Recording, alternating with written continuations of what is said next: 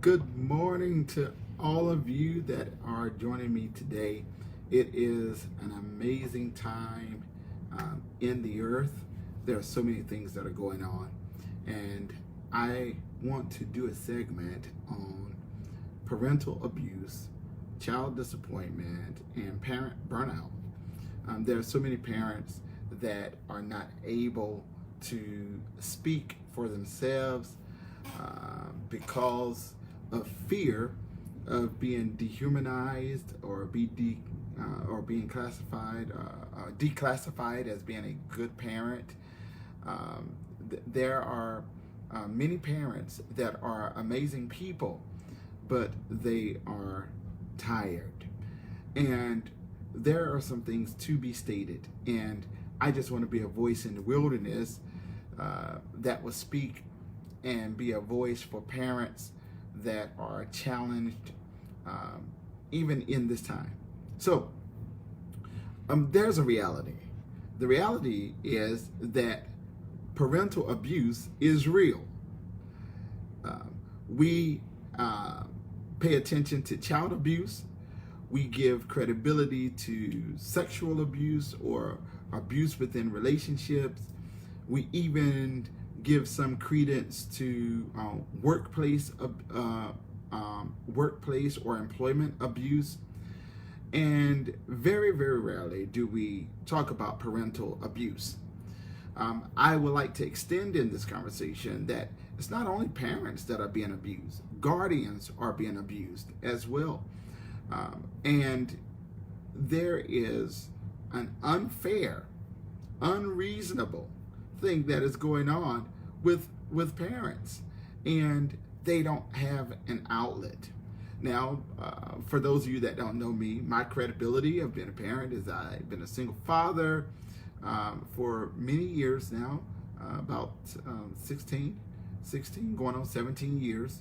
My son is 22 years old, and there are various moments in our journey that I can just reflect on about times of just parental abuse.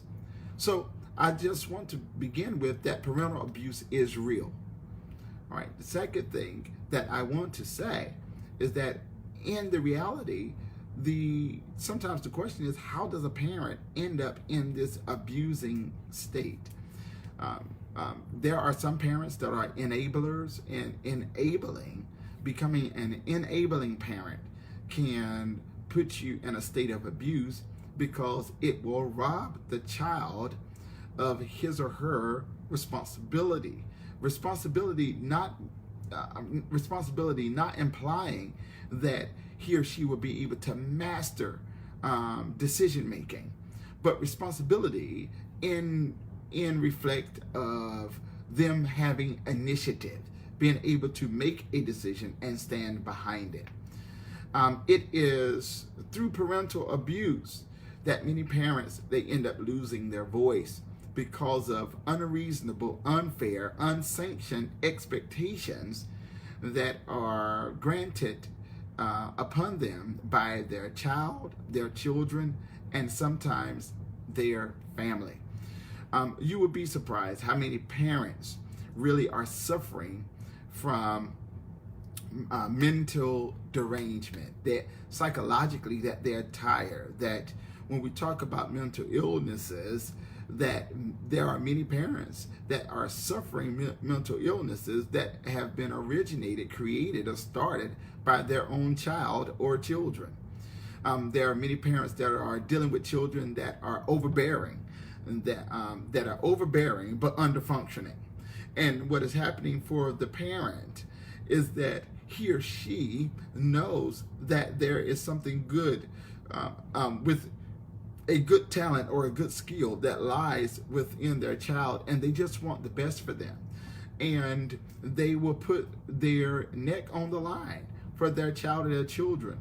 What makes this an imbalance is that when parents, grandparents, guardians are taking these kinds of risks, and the child is failing to initiate commitment, is failing to become responsible towards what they are committing to, and operating with a level of character.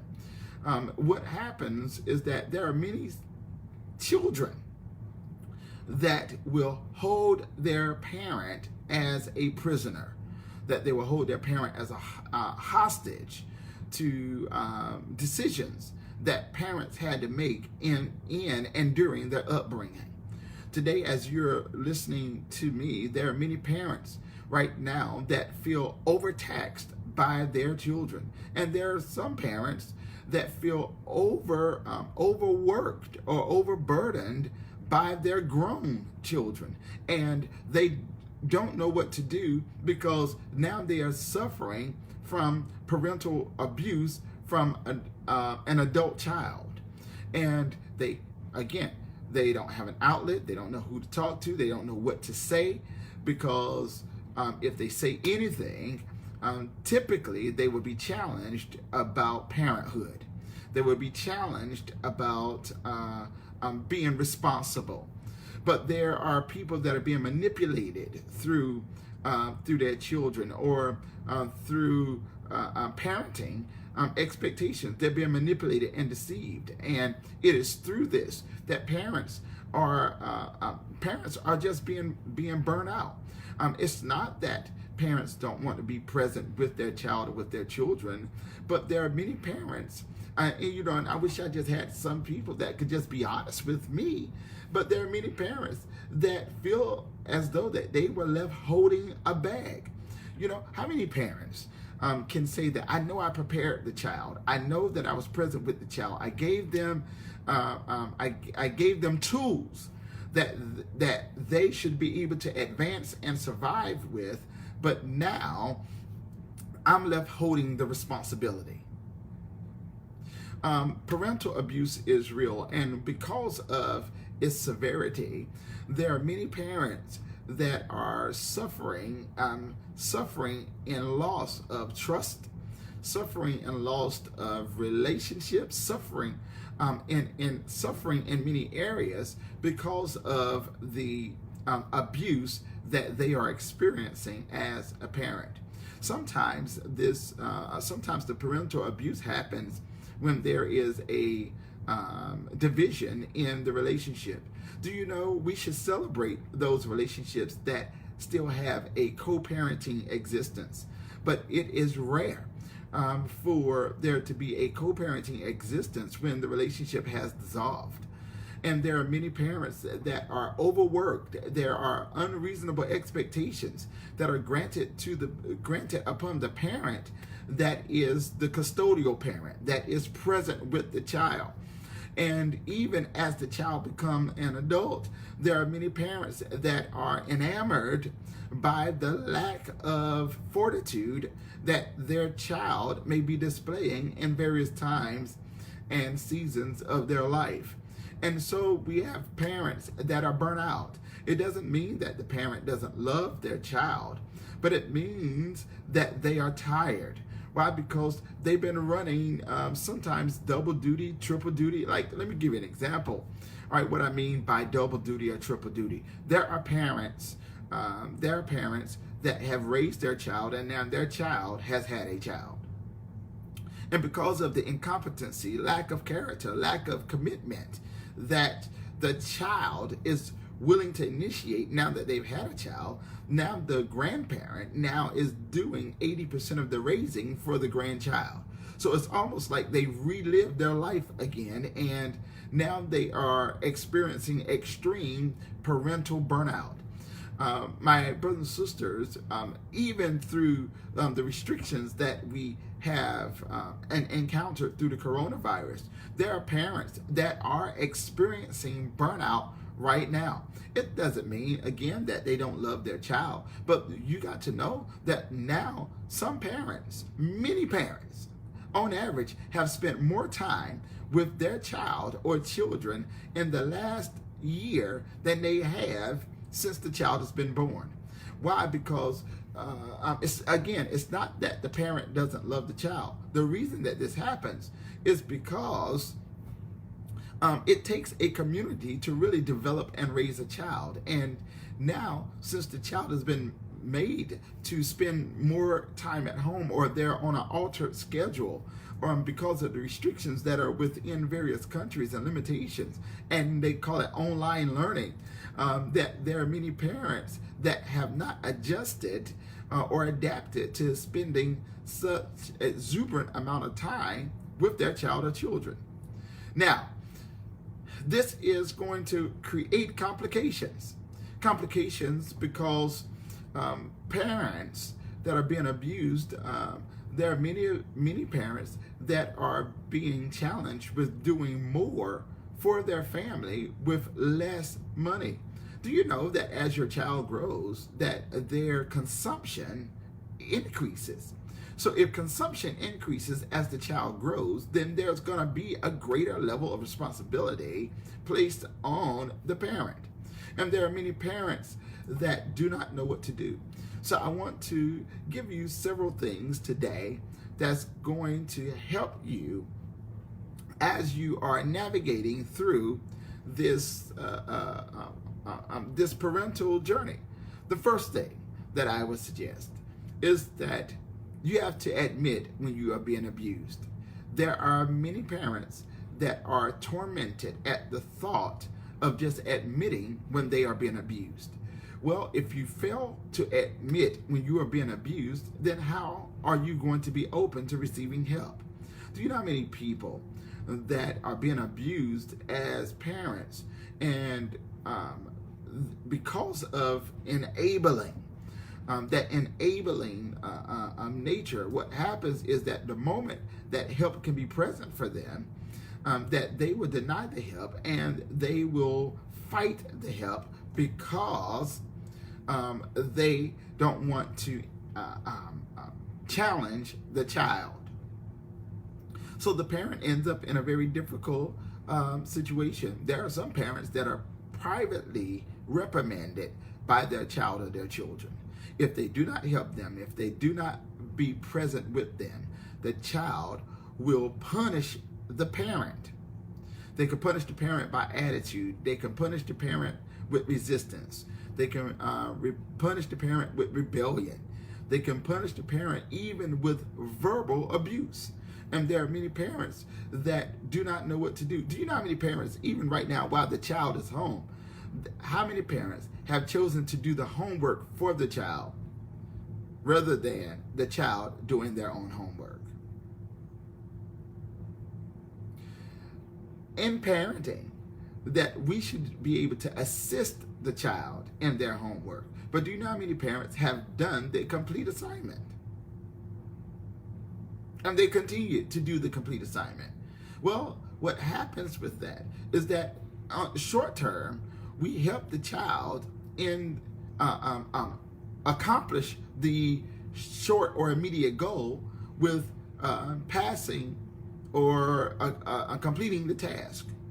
But in long term, we create a dysfunctional child. Long term, we create a dysfunctional child. Why? Because in their adult life, there are going to be things that the child is going to face. There are going to be challenges that the child is going to have. And if they are used to someone that is fixing every problem, fixing every issue, that does not allow them to go through the challenges that they must face, then what happens is that we then partake in creating a dysfunctional child. And so what happens is that the child potentially could, what happen is when the child is trying to engage in a relationship that is built on trust and independency and codependency of someone else, that now we as parents can find ourselves now being responsible for the child after failed relationships. See, it is a balance that we must have as parents. So I strongly suggest, number 2, is that after you identify that you're being abused, that you have to make a commitment to grow with the child or the children. My brothers and sisters, that no matter how old your child becomes, that your child will always be your baby. But you must know that through the developmental stages of children, that we should also make adaptations to our parenting model as they grow and as they age. When we do this, it is good for the child and it is simultaneously good for the parent. That when, as your child or your children are aging, that you are modifying your parenting model. Because there are many parents that never modified their parenting model. And what happens is that as the children grow, it's not that the child lacks love in the parent. It's not that the child will lack appreciation of the parent, but the child can have a warped and unreasonable expectation of the parent when in stages of their life when they should be becoming responsible and when they should be filled with character. Now, character is something that is defined through our trials and through the things that we persevere through. But what happens with parents that are being abused is that the first sign of trouble, the first sign of pain is that we have to make sure that we as parents are not becoming over-functioning people for under-functioning children. Lord, it's a quiet, sanctified church today. We have to make sure that we don't become over-functioning people for under-functioning children.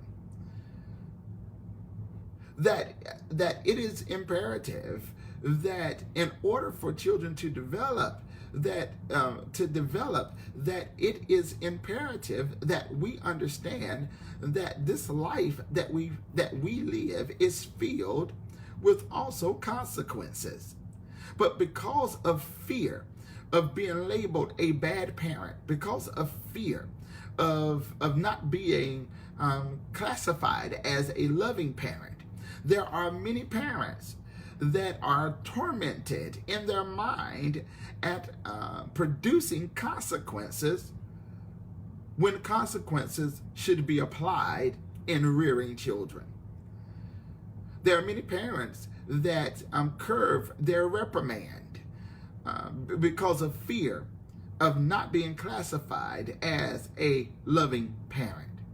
There are many parents that are being abused with these unreasonable expectations that are being given by their child or their children because of various experiences that children have learned about through the internet, through their friendships, and through things that they just desire. I'm telling you that structure is good for children. So when we talk about the third thing, okay, is developing an environment that has structure. Structure will encompass liberties, and it will encompass restrictions. When you are developing a structured environment for your child or your children, you must also have liberties, but you also must have restrictions. It is through these restrictions that in a parenting model that children will learn what respect is, and they will also begin to learn what independency is. It is through these liberties that you are able to reward a child for their navigation through the restrictions and limitations that's been provided for them, not because they just typically obeyed the rules, but you're able to reward them because they have now developed because of the rules. We call this foundation.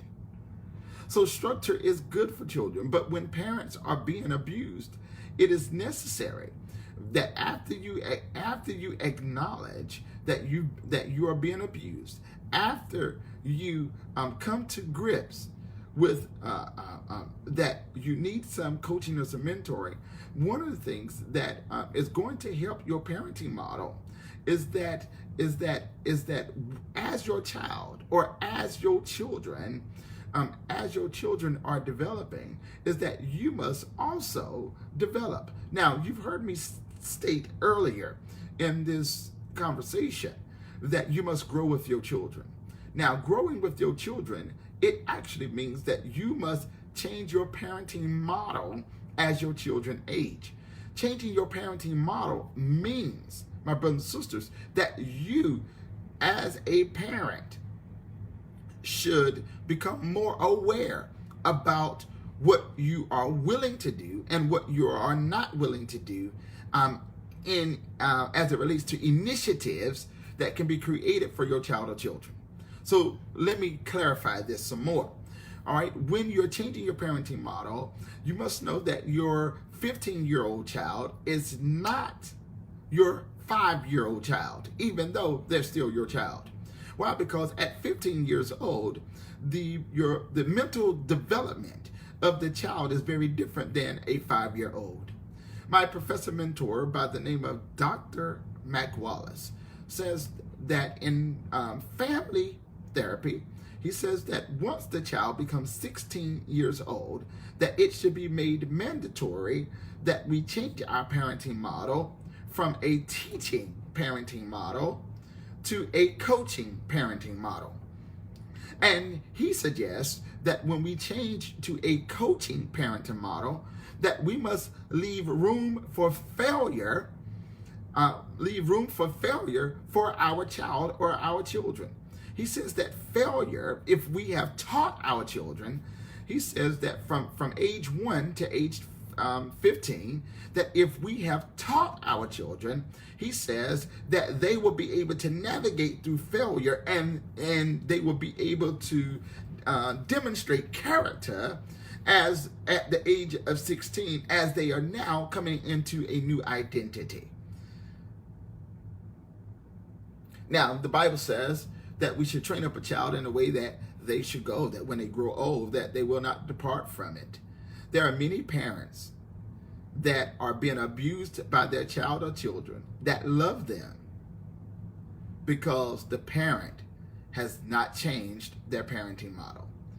And there are many parents, because of the fear of not being classified a good parent, and watch this, sometimes that fear of being declassified stems from how the parent interacted with their parent. Do you know that there are many parents that are parenting their child in the theory of how they were parented, whether it was good or bad parenting? There are some parents that are parenting their children strictly based on how their parent parented them. And then there are some parents that are parenting their children strictly based on how their parent did not parent them. It is my opinion that when you are parenting your child or your children, when you are raising children, that you should raise them according to the seed that's been planted in them. Now, what I mean by this is that there are some children, in order for them to kick in and become responsible, there are some children you must leave alone. If you never give them space to grow, how then will they grow? If you never give them an opportunity to develop just because there's hardship or a challenge or difficulty there, then how then are they going to develop? This is not about creating children. Here in America, we have a store in the mall that is called Build-A-Bear.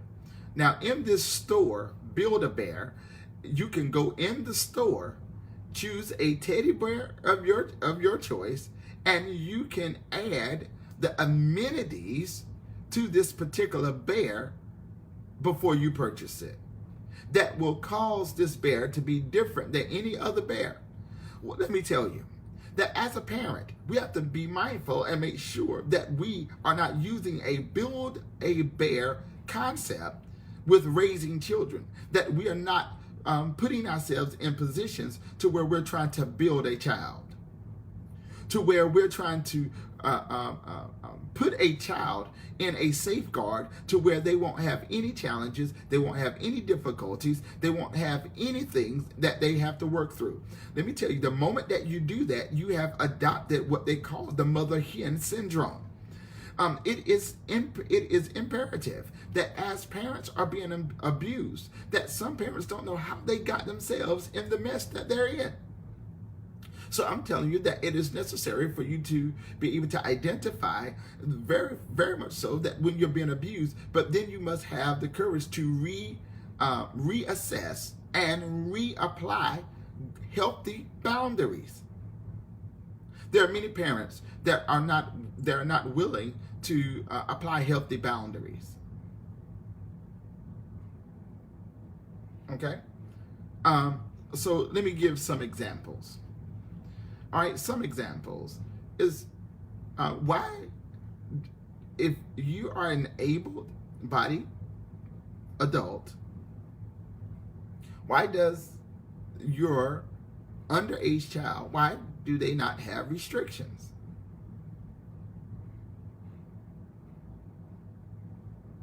Like, really?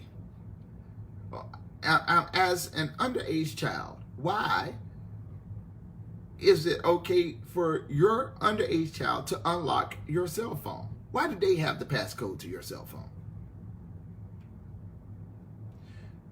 I know some of you are saying, but that's being minimalistic.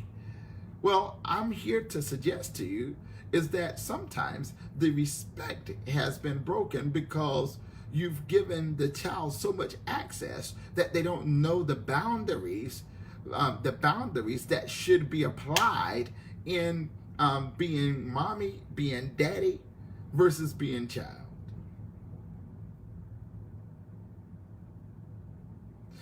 It's not that your cell phone has a passcode because you're trying to hide something from your child. What I'm suggesting is that sometimes you need a passcode just because you are an adult and there are certain things that you possess that's off limits to the child. And if you give the child access, that means that is a liberty that you're permitting to the child. You're granting them.